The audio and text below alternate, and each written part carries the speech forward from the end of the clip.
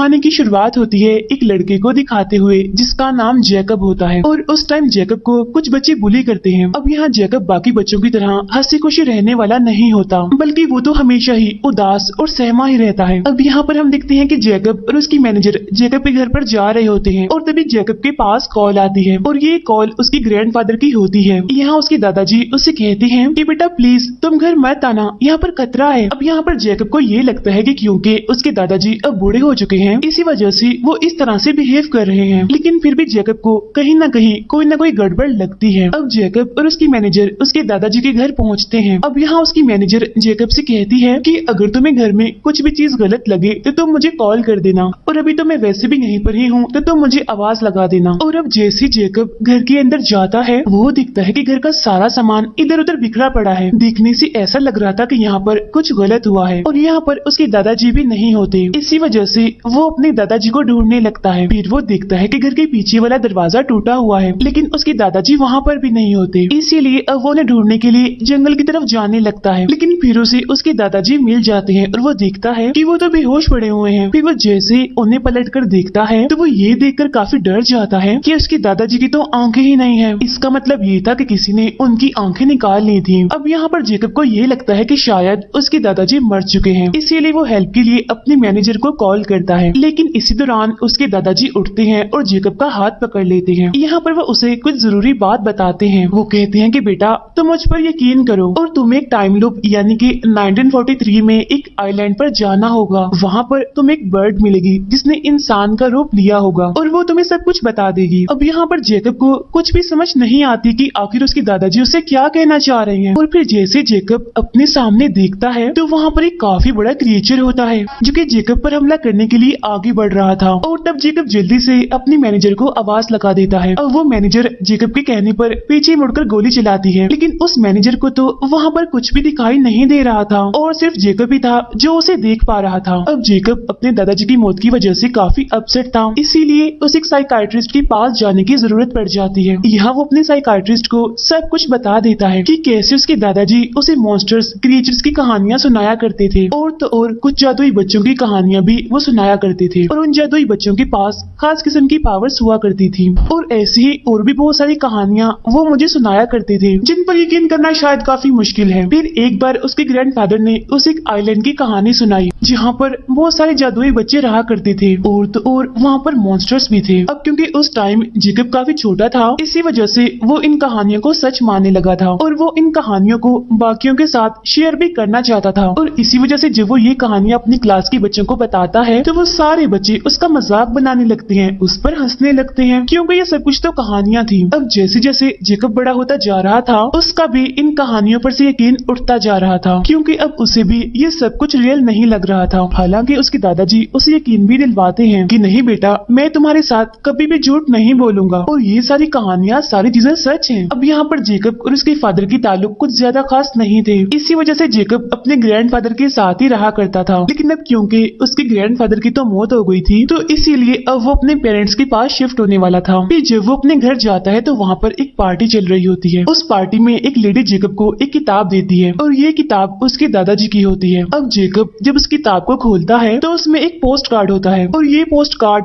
आज से तकरीबन 2 साल पहले का था और इस पोस्ट कार्ड को एक लेडी ने लिखा होता है जिसका नाम मिस पेरिग्रीन था। उसमें लिखा होता है कि हम सब यहाँ पर बिल्कुल ठीक हैं, काफी खुश हैं और आप कैसे हैं? मैं और सारे बच्चे आपको काफी मिस करते हैं। अब जैकब ये पढ़ के काफी हैरान हो जाता है क्योंकि जैकब पहले उन कहानियों पर यकीन नहीं करता था, लेकिन लेटर पढ़ने के बाद अब उसे यकीन होने लगा था। तो हो सकता है कि वो आइलैंड, मिस पेरिग्रीन और वो बच्चे सच हों। अब यहाँ पर उसकी साइकाइट्रिस्ट उसके पेरेंट्स से कहती है कि आपको जैकब को कहीं बाहर ले जाना चाहिए घुमाने के लिए। तो इस बात पर जैकब के पेरेंट्स मान जाते हैं और घूमने के लिए जैकब उसी आइलैंड को चूज करता है। और अब जैकब वहाँ जाने के लिए काफी एक्साइटेड होता है क्योंकि वो भी जानना चाहता था कि आखिर उसके दादाजी उसे क्या कहना चाह रहे हैं, यानी कि उन्होंने ही उसे यहाँ आइलैंड पर जाने के लिए कहा था। अब यहाँ पर हमें पता चलता है कि जैकब के फादर असल में एक राइटर होते हैं जो कि बर्ड्स पर बहुत सारी कहानियां लिखते हैं, इसीलिए उनका वहाँ पर जाना बेकार नहीं रहेगा। अब ये आइलैंड इतना बड़ा तो नहीं होता, लेकिन फिर भी ठीक होता है और वहाँ पर एक होटल भी होता है, यानी जहाँ पर ये लोग रुक सकते थे। अब जेकब और उसके फादर उसी होटल में जाते हैं। अब यहाँ जेकब को उस चाइल्ड हाउस को ढूंढना था जहाँ पर वो जादुई बच्चे रहा करते थे, लेकिन वहाँ के लोगों ने इनको बताया होता है कि वो जगह तो अब पूरी तरह से खत्म हो चुकी है, क्योंकि एक वॉर में जर्मन्स ने उस जगह को ब्लास्ट करके उड़ा दिया था और ये वॉर भी 1943 में ही हुई थी और वहाँ पर कोई भी इंसान, जानवर, कोई भी बर्ड नहीं है। लेकिन इसके बावजूद भी जेकब उस जगह पर जाना चाहता था। कुछ टाइम के बाद जेकब उस चाइल्ड हाउस में पहुंच जाता है और ये घर अब पूरी तरह से खंडर बन चुका था, क्योंकि ये सच में बुरी तरह से तबाह हो चुका था। लेकिन ये जगह उसे बिल्कुल वैसे ही लगती है जैसे उसके फादर ने उसे बताई थी अपनी कहानियों में। अब देखते ही देखते उसे वहाँ पर किसी का साया दिखाई देता है और ये साया एक लड़की का होता है जो कि असल में जेकब की दोस्त होती है। और अब यहाँ पर जेकब को और भी बच्चे दिखाई देते हैं। अब क्योंकि यहाँ पर और कोई तो नहीं था, इसी वजह से उसे लगता है कि ये बच्चे भूत हैं। बच्चों को देखने की वजह से उसे डर लगने लगता है, इसीलिए डरते डरते वो वहाँ से भागने लगता है। भागते भागते वो एक जगह पर गिर जाता है और फौरन ही बेहोश हो जाता है। फिर जब उसे होश आता है तो देखता है कि वो बच्चे तो अब उसके सामने ही खड़े हुए हैं। यहाँ जेकब उनसे पूछता है कि तुम इंसान हो या फिर भूत हो, और मुझे बताओ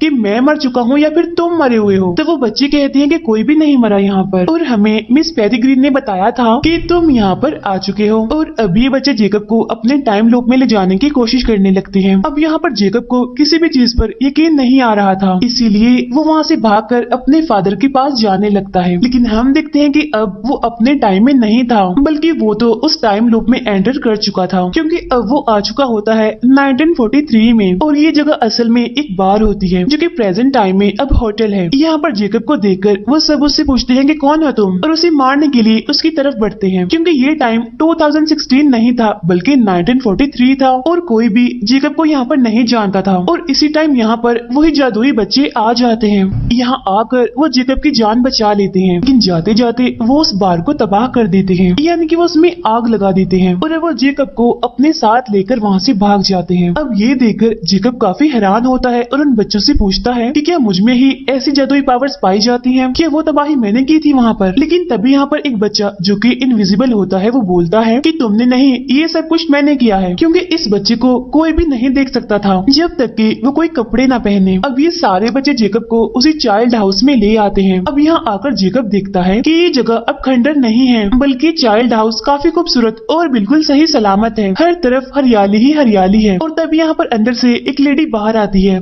और यही लेडी मिस पेरिग्रीन होती है। वो यहाँ पर जेकब को वेलकम करती है और तब जाके जेकब को यकीन होता है कि ये सब कुछ बिल्कुल असली है, यानी जिनके बारे में उसके दादाजी ने उसको बताया था, आज वो उनसे मिल पा रहा है। यहाँ मिस पेरिग्रीन जेकब को बाकी बच्चों से मिलवाती है और उन सारे जादुई बच्चों के पास अलग अलग पावर्स होती हैं। वहाँ एक ऐसी लड़की होती है जो कि हवाओं से बातें करती है, क्योंकि वो बहुत ही हल्की होती है। वो आसमान में उड़ सकती थी और इसीलिए उसे हमेशा ही लोहे के शूज पहनने पड़ते थे। एक बच्ची ऐसी होती है जिसके सुनहरे कलर के बाल होते हैं और इसमें होती है आग की पावर, यानी कि वो आग को कंट्रोल कर सकती थी। किसी भी चीज को वो जला सकती है, किसी भी चीज को वो गर्म कर सकती है। वहाँ पर एक बच्चा ऐसा था जो किसी भी चीज को बनाकर उसमें अगर अपना ही बनाया हुआ दिल डालता था तो वो चीज जिंदा हो जाती थी। एक बच्ची ऐसी थी जो किसी भी पौधे को बड़ा कर सकती थी अपनी पावर से। एक बच्ची ऐसी है जो कि भारी से भारी चीज को भी आसानी से उठा लेती है। एक बच्चा ऐसा था जो कि हमेशा ही अपने पेट में बहुत सारी मक्खियां रखा करता था। एक बच्चा ऐसा था जो कि अपना फ्यूचर देख सकता था। दो बच्चे जो कि ट्विंस होते हैं वो हमेशा ही एक मास्क पहनकर रहते हैं, लेकिन फिलहाल यहाँ पर इनकी पावर्स नहीं बताई जाती। और ये सारे बच्चे इसी चाइल्ड हाउस में रहते हैं और इन सब का ख्याल रखने वाली मिस पेरिग्रीन होती है और वो भी इन बच्चों के साथ यहीं पर ही रहती है। इन बच्चों की जान बचाने के लिए वो बार बार टाइम लूप बनाती है। असल में वो इन बच्चों को बाकी दुनिया के लोगों से बचाती है। अब यहाँ पर जेकब कहता है कि मुझे अपनी दुनिया में वापस जाना है। तब यहाँ पर वो सारे बच्चे उसे कहते हैं कि प्लीज तुम मत जाओ और हमारे साथ यहीं पर ही रहो। जेकब को जाना तो था ही, तो वो बच्चे कहते हैं कि चल ठीक है चले जाना, लेकिन एक बार तुम हमारे साथ टाइम लूप जरूर देख लो, क्योंकि ये चीज काफी मजेदार है, हम काफी इंजॉय करते हैं। अब सारे बच्चे मिस पेरिग्रीन के साथ घर के बाहर आते हैं और तभी अचानक से यहाँ पर तेज बारिश होने लगती है और ऊपर से जर्मनी के प्लेन्स निकलना शुरू हो जाते हैं और तभी एक बड़ा सा बॉम्ब घर पर आकर गिरने ही वाला होता है। तो तभी वो घड़ी जो मिस पेरिग्रीन के पास होती है वो उसकी मदद से टाइम को रोक देती है। टाइम को रोकने के बाद वो उस टाइम को पीछे ले जाती है जहाँ पर ये लोग पहुँच जाते हैं 24 घंटे पहले। अब इसी चीज को टाइम लूप कहते हैं और इसी तरह वो टाइम को एक दिन पीछे करके इसी दिन को कई सालों से जी रहे थे और इसी वजह से ना तो उनकी उम्र बढ़ रही थी और ना ही वो आज के टाइम में यानी प्रेजेंट टाइम में एंटर कर रहे थे। अब यहाँ पर हम देखते हैं कि दो टाइम लूप हैं, यानी एक तो होता है प्रेजेंट टाइम जहाँ पर बाकी दुनिया के लोग जी रहे हैं और दूसरा होता है पास्ट यानी 1943। इसके बाद हम देखते हैं कि जेकब अपनी दुनिया में वापस आ गया है, यानी कि प्रेजेंट टाइम में 2016 में। यहाँ पर हमें पता चलता है कि 1943 में से जेकब ने एक लेटर चुरा लिया होता है और प्रेजेंट टाइम में आकर वो उस लेटर को पढ़ता है और ये लेटर असल में होता है अलर्ट करने के लिए कि जो दुश्मन है, जो हमारा विलन है,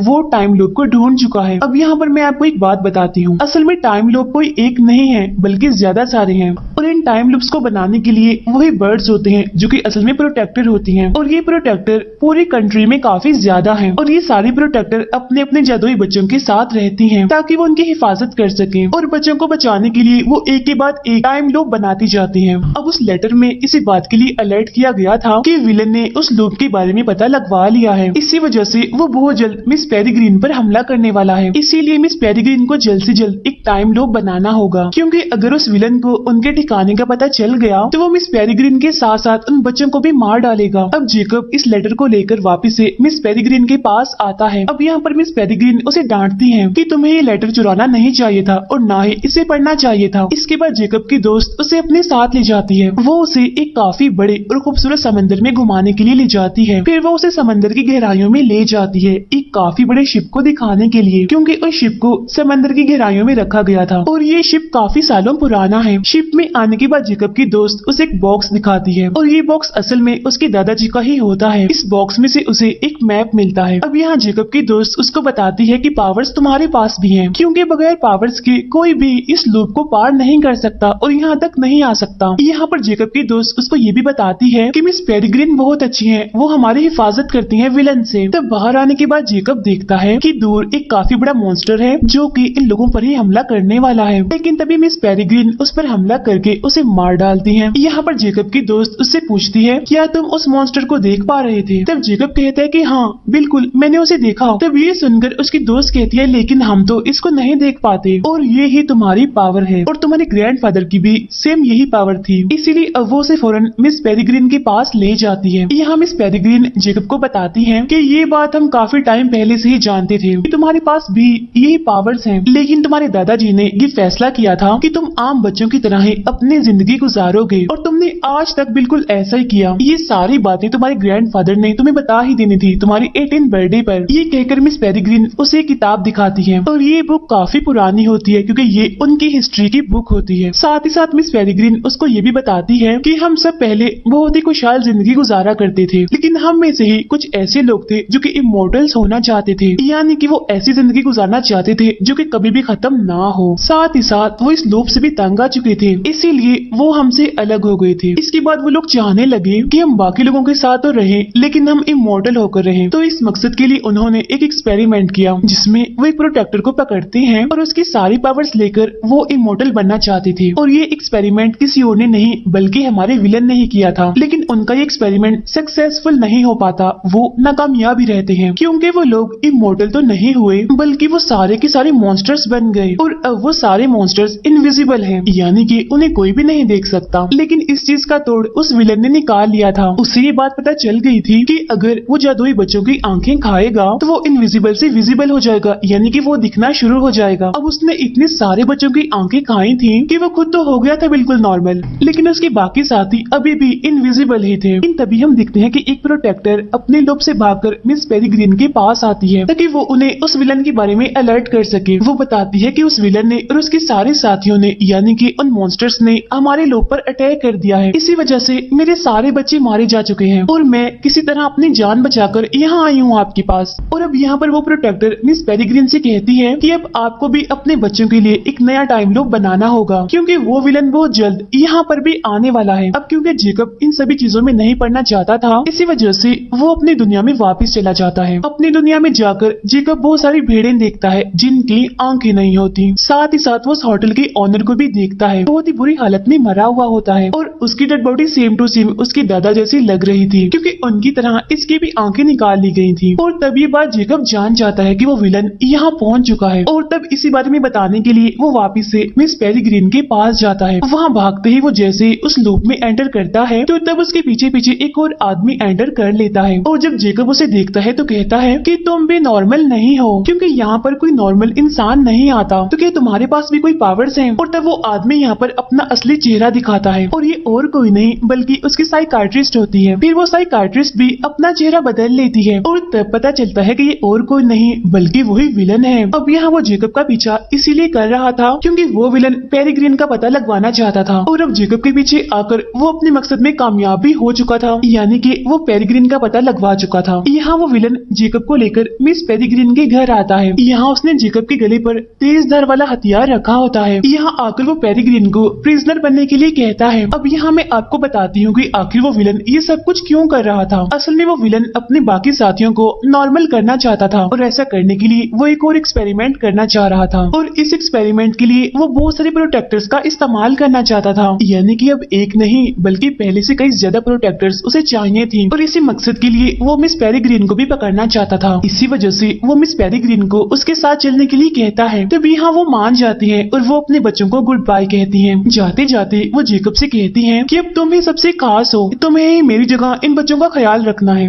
मुझसे वादा करो कि तुम इन बच्चों का ख्याल रखोगे। और तब यहाँ पर पेरिग्रीन अपनी पावर का इस्तेमाल करके खुद ही केज में बंद हो जाती है, यानी कि वो अपने असली रूप में आ जाती है और बर्ड बन जाती है। अब जो दूसरी प्रोटेक्टर यहाँ तक भागकर आई थी वो अभी भी उन बच्चों के साथ ही थी। अब ये सब लोग जल्दी जल्दी उन मॉन्स्टर से बचने के लिए अपने घर को बंद करने लगते हैं। फिर थोड़ी ही देर के बाद एक खतरनाक मॉन्स्टर वहाँ पर पहुँच जाता है और सबसे पहले वो उसी प्रोटेक्टर पर हमला करके उसे मार डालता है। अब यहाँ पर उस मॉन्स्टर को सिर्फ और सिर्फ जेकब ही देख पा रहा था, इसीलिए यहाँ पर जेकब उस मॉन्स्टर को मारने की काफी कोशिश कर रहा था, लेकिन उस मॉन्स्टर को ज्यादा कुछ नहीं होता, बस वो थोड़ा बहुत जख्मी होता है। और वो बच्चे वहाँ से भागने की कोशिश करते हैं और किसी हद तक वो इसमें कामयाब भी रहते हैं। अब यहाँ पर बच्चे घर से बाहर तो आ चुके थे, लेकिन अब क्योंकि पेरिग्रीन यहाँ पर नहीं थी इसी वजह से वो आज का टाइम लूप चेंज नहीं कर पाते और ये वही बॉम्ब गिरने वाला दिन होता है। और अब देखते ही देखते जर्मन्स का बॉम्ब उस घर पर गिर जाता है, जिसकी वजह से वो चाइल्ड हाउस तबाह हो जाता है और अब वो सारे बच्चे सही सलामत उस घर से बाहर आ चुके होते हैं। इसके बाद वो मिस पेरिग्रीन को ढूंढने जाते हैं क्योंकि वहाँ पर और भी प्रोटेक्टर्स कैद हो सकती हैं। अब इनके पास वहाँ तक जाने के लिए सिर्फ और सिर्फ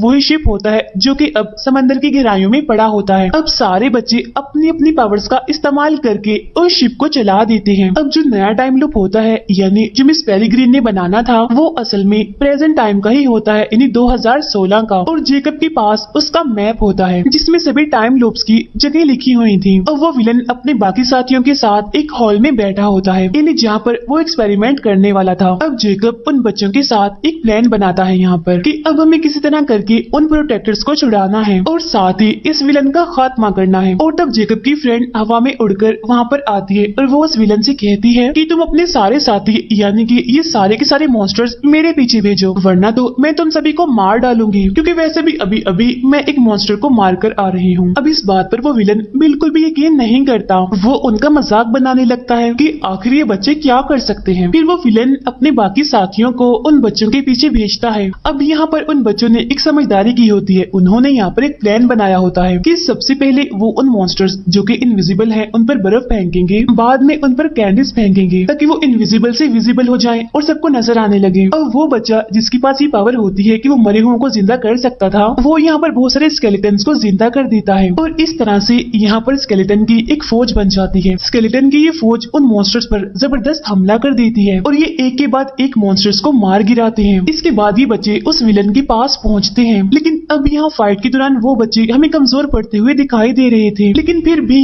वो हिम्मत नहीं हारते बल्कि अपनी पावर्स का इस्तेमाल करके उस विलन के सारे साथियों को मार गिराते हैं। यहाँ जेकब की फ्रेंड उस विलन को रोकने की कोशिश करती है, तब जेकब भागता है सारे प्रोटेक्टर्स को आजाद करने के लिए। असल में वो सारे प्रोटेक्टर इस टाइम केजेस में बंद होती हैं और उन्हीं में मिस पेरिग्रीन भी होती है। तब जेकब उन सारे केजेस को खोल देता है और सारे प्रोटेक्टर्स को आजाद